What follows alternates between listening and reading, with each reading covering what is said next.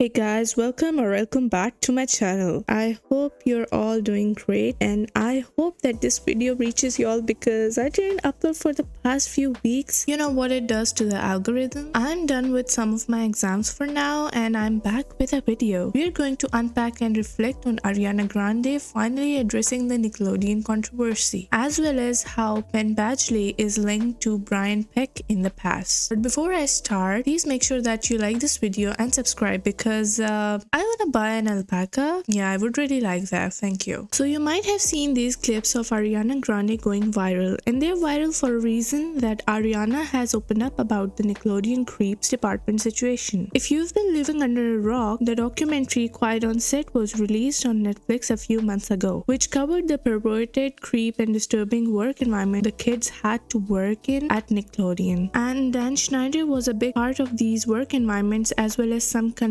emphasis on convicted offenders that successfully harmed the child actors. If you want more details, watch this video on my channel where I discuss it at length. Now, the podcast itself was quite long. I'm just gonna show some of the clips and also discuss the Badgley thing, so make sure that you watch the video till the end. What are your thoughts on child acting? Like, we've had different child actors on the show who feel differently. Some who are like, I would never let my kids, I don't think anyone should, and others who are open to it as long as there's like certain conditions on set. Obviously, my relationship to it has and is currently and has been changing, and I'm reprocessing a lot of what the experience was like. You know, my I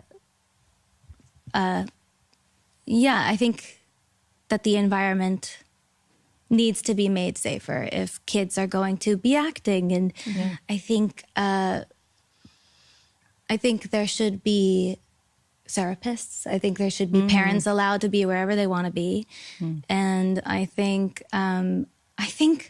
not only on kids' sets. I think if anyone wants to do this or music or anything at the level of exposure that it means to be on TV or to do music with a major label or whatever, there should be in the contract something about therapy is mandatory twice a week or thrice a week. She's absolutely correct about all this, and I think that even when parents are allowed on set, and some people like Peck are still so slick to create certain situations where parents are asked to back off a bit for the sake of their child's career. And what happens is that the child ends up alone with such monsters, as happened in the case of Drake Bell. If you watch Quiet on Set, his father was quite vigilant and took issue with the way Peck, the dialogue coach, behaved around young Leonardo DiCaprio when he worked with him. Leo, as you know, is the latest, hottest, hunkiest teen idol there is. Yeah, muscles. Look, speaking of hunky, huh?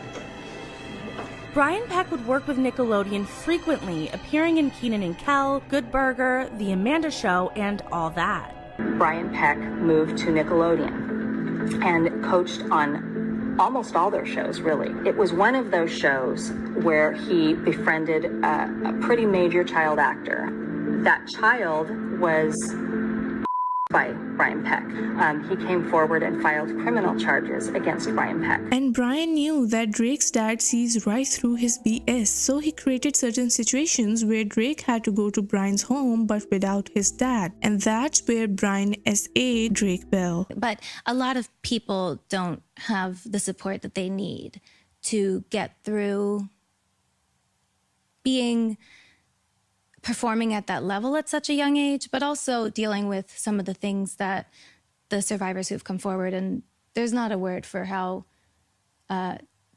devastating that is to hear about. And so I think the environment just needs to be made a lot safer all around. And like I said, I'm still in real time processing my relationship to it. But as you said, I mean, devastating is a great word to describe the things that are coming to light now. It doesn't mean that it's just like across the board a negative experience for everybody who's doing it. And I think that's a really complicated and strange. It changes it a lot. Yeah. It changes it a lot. And that's what I think I'm reprocessing. Me too, by the way. Like I wasn't around. Yeah. I mean, there's a lot. Yeah. There's a lot Ben Badgley, if you don't know, has been a child actor himself and has also worked with Brian Peck as a child. I'm not implying that Brian must have harmed Penn as well, but when Brian was on trial for SAing Drake, which nobody knew at the time the identity of, Ben Badgley's mom, Lynn Murphy Badgley, wrote a letter of support to the judge in favor of Brian Peck. The Business Insider reports that Lynn wrote that Peck was one of the few people I have always trusted with her son. Penn, now 27, was 17 when this letter was submitted to the judge, who ultimately sentenced Peck to serve time in prison in 2004. Penn worked on the sitcom What I Like About You, which was created by Nickelodeon's Dan Schneider, and Peck was also credited as background actor in 2 episodes of the show. I mean, Brian must have known tons of people at the time, and it doesn't mean that they all knew what kind of man Brian Peck was. However, how can you be so heartless to falsify a child coming forward with such a traumatizing experience? You are a mother too, and your child was around that man too, but you're not scared one bit of what could have happened to your child as well. Instead, you go ahead and say that I trust this man around my kid just because he's your friend. I don't know, it's giving Mila Kunis and Ashton Kutcher. If you know, you know. In any work environment, I'm glad that this conversation is happening here and also in the world, because it's also just kind of a cultural shift that's happening where it's not just actors and No, singers totally. and whatever. If you ask anyone who's ever worked ever, if they've ever been sort of like, you know, dealt with a boss that had a really bad ego and temper and whatever, or if they've been actually harassed or even assaulted, or it's everywhere. It is everywhere. It's like I mean, statistically, it's prevalent. I think it's prevalent. We point the finger a lot and fail to often remember, like, this behavior is prevalent. Thank God Penn isn't denying the truth like his mom. Now again, Penn was a child when all the Brian Peck situation happened, so this poor guy has no role to play in that. It's a we're norm. used to. We're told it's normal. Yeah. And it's changing, and I think that's a really nice place to see the world. And then the things that weren't approved for the network were snuck onto like our website or whatever it was. And Yeah, you might have seen these clips of Ariana Grande that resurfaced a few years ago, and this is the stuff that wasn't allowed on TV. So Mr. Danny Schneider found a way to still release this stuff to all the PDF files out there, and hence these clips were uploaded to these websites. that is another discovery. But going into it, I guess I'm upset. Yeah. But, you know, towards the end, my mom was allowed to come to set when I was like, you know, a little. She wasn't allowed to come to set? When we were younger, they were allowed to come to run through sometimes, or like things like that, like occasionally, I think. But yeah, towards the end, she was there like a little more. And we've been talking a lot about this recently, and she's been like sort of. My mom and I have too, by the way. Well, Penn, I hope that you ask your mom what went through her mind when she was defending this monster. Yeah. Well, because it's like, It's awakening. yeah, you have to start to process, like, okay, so now knowing what we all know, neither would I want my children to be in an environment like that, nor does my mother, in retrospect, think that I should have been in an environment like Right. that. So, you know, Yeah. then how do we And kind it's- of reconcile around that as you know, for the sake of our relationship? And you know? how do you also like put it to use? How do we put it to use? How do we, how is there an end to things like this? I was actually talking about this with Max, who I said earlier, because I think that in my contract as a Republic Records artist, I want to see them add moving forward. I need to call Monty Libin about this. Monty, I have an idea.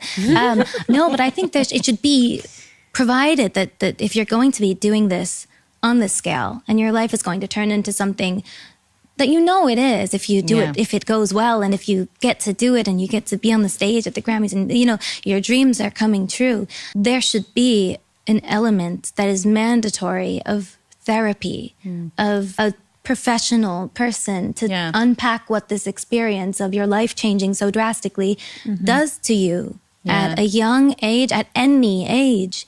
It's just really Yeah. Gets you for a second. Yeah. I think therapy is a must, yes, but there also should be some, I don't know, child protective services representatives present at the set, or maybe run background checks on these people before they start working around children. Like, you might have seen this picture of Nickelodeon Creep Club. Many of these are convicted offenders, and what kind of coincidence is that such men and such people always end up working around children? I don't think that this is a coincidence. So maybe the hard drives that the police checks after they are accused of something, this should be done before they get involved with children. But the sad thing is that nobody truly cares, if you ask me. I don't think that the authorities truly care, and the productions definitely don't care about anything but the money. I don't know, man, it's just sad. Overall, I think that Ariana was holding back a lot. However, it's her choice how she processes through it and what she chooses to share with us. The part 2 of this podcast just came out, so go check out Pod Crushed. Let me know what do you think about this. I would love to hear your opinions. Please make sure that you subscribe. Thanks for watching, and I'll see you